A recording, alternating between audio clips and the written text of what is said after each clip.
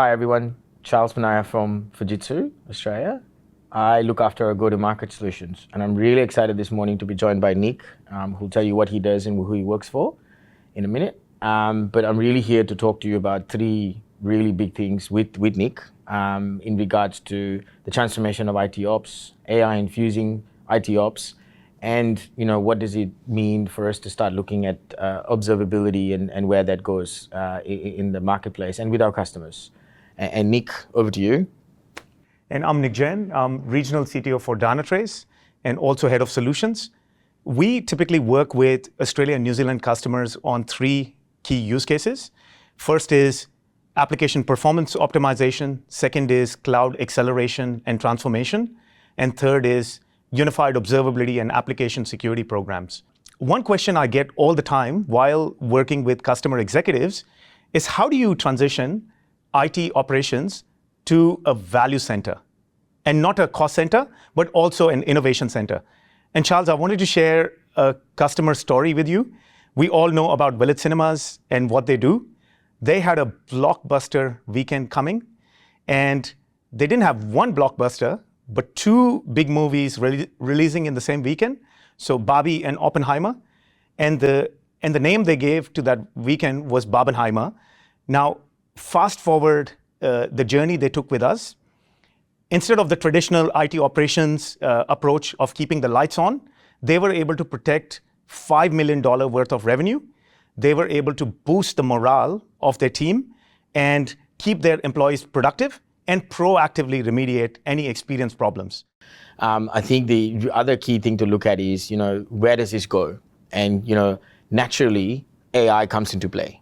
And I think when we start to think about AI infused with everything, we're starting to see our customers, and we're starting to work with customers to implement these things in place.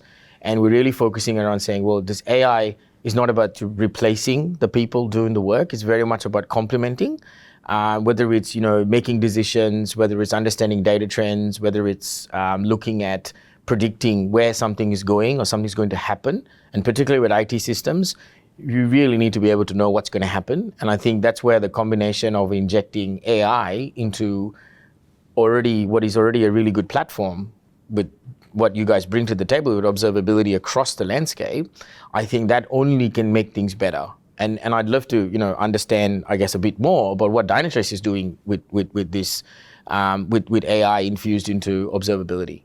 Exactly, and Charles, I like the examples you shared around the systematic approaches and the maturity curve.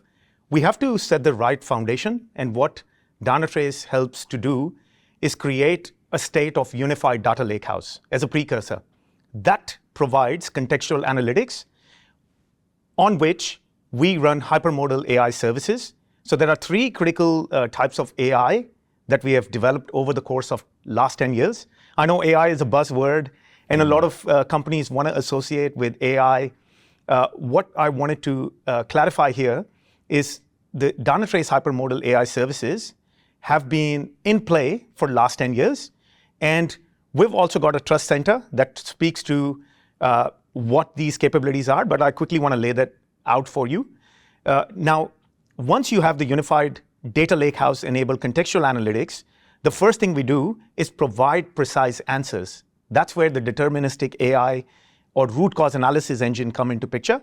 Yep. Then second critical use case there is also enable predictive AI, whether it's predicting incidents or predicting customer experiences volumes, or is your service ready to support new seasonality trends? And the third critical part is making engineering and business employees more productive. That's where Davis Copilot comes into picture, which is a generative AI application. Now, often, many people ask, what are some advanced capabilities and what values customers are seeing from those advanced capabilities? So I'll give one simple example. Now, you started us off with prevention is better than cure. Mm-hmm. And one of my customer executive here in Melbourne from the banking sector, he talks about an ounce of prevention is better than a pound of cure. Yeah. And to build on top of that, what they were able to do with extending left and extending the coverage of observability driven through AI and automation in lower environments, they set up quality gates, which increase their DevOps velocity by 20x. What are you seeing in terms of advanced use cases? So it's a good question, Nick. I think where we started the topic today, we started talking about IT ops, which really is about systems, cloud, storage, network, etc. Right? I think where we're starting to see the real value of injecting observability, the thinking, the decision making, and the trend analysis you get from that is really with regards to things that impact citizen services, consumer services, and in general day-to-day in our lives. So if you start thinking about what happens with transactions on websites, when citizen services, when people are trying to renew their passports or trying to upload documents, what does that mean? How do you track the performance of that? How do you understand the experience someone's having at the end, all the way back up to which storage layer are you putting your data on? So I think when you start to look at all that, this is where using observability beyond just looking at IT systems, integrating observability into the broader aspects of experiences to really drive this frictionless experience, right? And everyone talks about frictionless, but frictionless digital experience makes so much meaning to customers, consumers, and internal end users.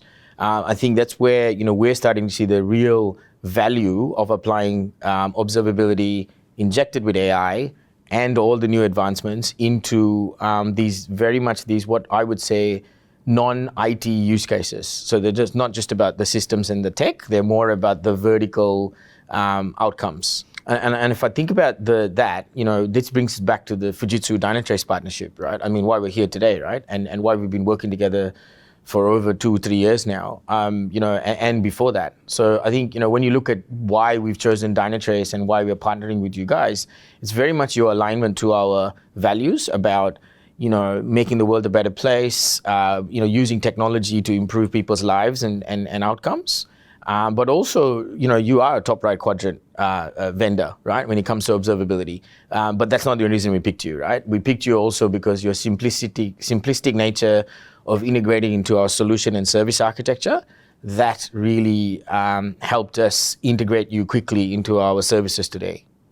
And I guess, Nick, what's the Fujitsu secret sauce that enticed you guys to work with us? Yeah, you talked a little bit about why we get out of bed. It sounds a bit cliche, but I think that's a great way to share the Fujitsu perspective. And there's strong global and regional alignment, as you said. So your mission and vision is all about connecting people, technology, and ideas, which is all about human-centric innovation and creating sustainability for people out there and companies out there. Dynatrace and Fujitsu seem like natural partners since we both focus on largest of the enterprises with the most complex digital services set up in place. Yep. So I feel there is natural alignment there, and we both share the same core values.